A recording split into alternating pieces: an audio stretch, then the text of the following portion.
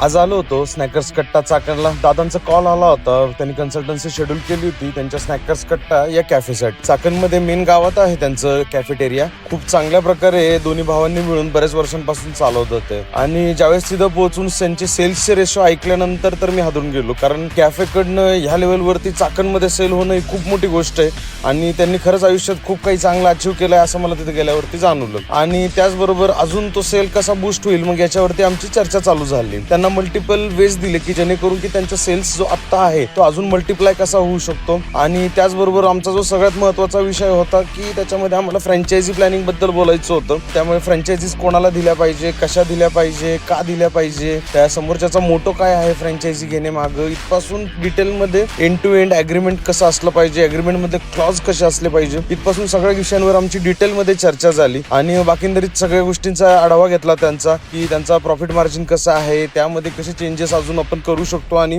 चांगला प्रॉफिट कसा गेन करू शकतो या रिलेटेड पण त्यांना डिटेलमध्ये आयडियाज दिली. काउंटर पोझिशनिंग पासून सगळ्या गोष्टींमध्ये बारीक बारीक त्यांना सगळं समजून सांगितलं. भेटूया उद्या. तोपर्यंत लाईक करा, फॉलो करा, शेअर करायला विसरू नका. Stay tune.